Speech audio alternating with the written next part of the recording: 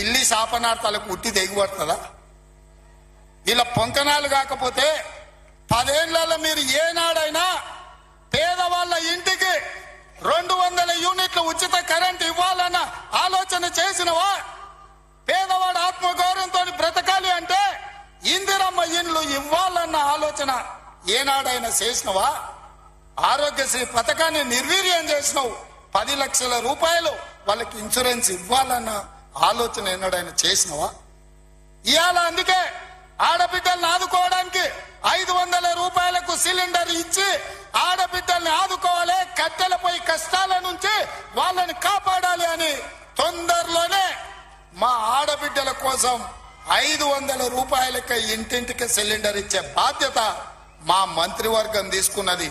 1,00,000 మంది ఆడబిడ్డలతోనే ప్రియాంక గాంధీ గారిని రప్పించి 1,00,000 మంది ఆడబిడ్డల సమక్షంలో సిలిండర్ 500 రూపాయల కార్యక్రమాన్ని తొందరలోనే మీ ప్రభుత్వం మన ప్రభుత్వం తీసుకోబోతుంది అని చెప్పి మా మిత్రులందరికీ నేను చెప్పదలుచుకున్నా.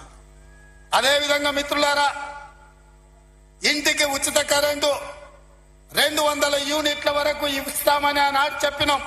పోయిన సంవత్సరం ఎవరెవరు ఎంతెంత వాళ్ళ ఇంటికి కరెంటు వాడినరో ఆ లెక్కలు కట్టి ప్రతి ఇంటికి తెల్ల రేషన్ కార్డు ఉన్న వాళ్లకు 200 యూనిట్ల వరకు తొందరలోనే ఉచిత కరెంటు మీ ఇంటికి ఇచ్చే బాధ్యత, మీ కుటుంబాలను ఆదుకునే బాధ్యత మన ప్రభుత్వం తీసుకుంటుంది, పేదల ప్రభుత్వం తీసుకుంటుంది.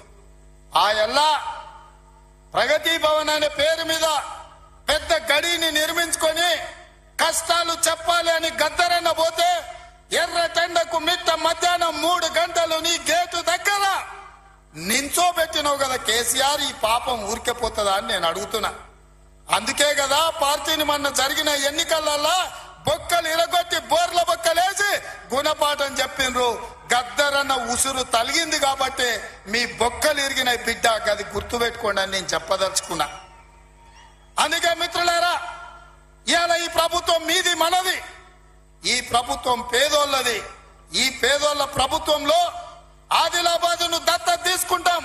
తప్పకుండా తుమ్మిడిఎత్తి దగ్గర ఉత్తమ్ కుమార్ రెడ్డి గారి అనుమతితోని సాగునీటి ప్రాజెక్టును కడతాం, కుప్టి ప్రాజెక్టును కడతాం, సబర్మతి ప్రాజెక్టును కడతాం, కడెం ప్రాజెక్టును రిపేర్ చేస్తాం.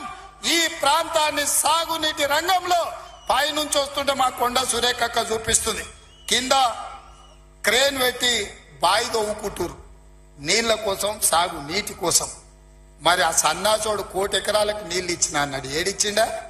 వచ్చినా ఇవాళ హెలికాప్టర్ల పైనుంచి వస్తే ఎడారిని చూసినట్టుంది, ఎండిపోయిన పొలాలు కనిపిస్తున్నాయి.